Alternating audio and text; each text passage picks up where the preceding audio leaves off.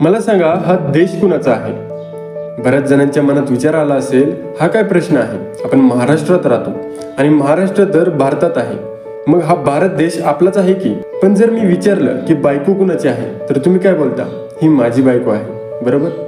जर बायको माझी आहे असं आपण म्हणत आहोत, तर देश पण माझाच आहे असं का नाही म्हणत? देश नेहमी आपला का म्हणतो? सगळेच नाही, काही जण म्हणत असतील हा माझा देश आहे. अपवाद असतात मित्रांनो. याच प्रकारे आपण ज्या ठिकाणी काम करतो त्या कामाला, त्या कंपनीला आपण स्वतःचं म्हणत नाही.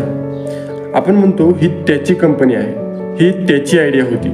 आपण फक्त कामगार आहोत. कंपनीत यायचं, आपलं स्वतःचं काम करायचं आणि पगार घ्यायचा, एवढंच, हो ना? एक गोष्ट सांगतो, प्रामाणिकपणे ऐका. 2 मित्र होते, राम आणि श्याम. दोघे एका पेपर कंपनीत काम करत होते. ते दोघे कंपनीत काम करायचे, दिवसाचा पगार घ्यायचे आणि आनंदात जगायचे. पण एका रात्री अचानक त्यांच्या गावात मुसळधार पाऊस पडायला लागला. बाहेर पाऊस चालू होता. एवढ्यात रामला आठवलं की त्यांच्या कंपनीच्या स्टोर रूमची खिडकी उघडीच आहे. या मुसळधार पावसात सगळे पेपर्स, कागद भिजून जातील आणि कंपनीला मोठं नुकसान होईल. त्याने त्वरित ही गोष्ट श्यामला सांगितली. श्याम, आपल्याला जाऊन कंपनीच्या सगळ्या खिडक्या बंद करायला पाहिजे, नाहीतर कंपनीचं मोठं नुकसान होईल. यावर श्याम म्हणाला, राम, अरे बाहेर खूप पाऊस आहे. या पावसात बाहेर निघणं खूप धोक्याचं आहे आणि भिजले तर भिजले पेपर, तुझं काही तोटा आहे? आपण काही मालक आहोत का? आता शांत झोप आणि झोपू दे. श्यामचं हे बोलणं ऐकून रामला खात्री पटली की श्याम त्याच्यासोबत येणार नाही. परंतु रामने माघार घेतली नाही. त्याने एकटे कंपनीत जायचे ठरवले.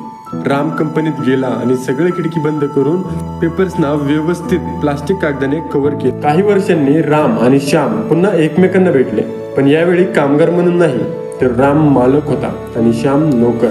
श्यामने रामला विचारलं की आपण दोघे एकत्र काम करायचो, आपण दोघेही कामगार होतो, पण तू एवढ्या लवकर एवढ्या मोठ्या कंपनीचा मालक कसा झाला?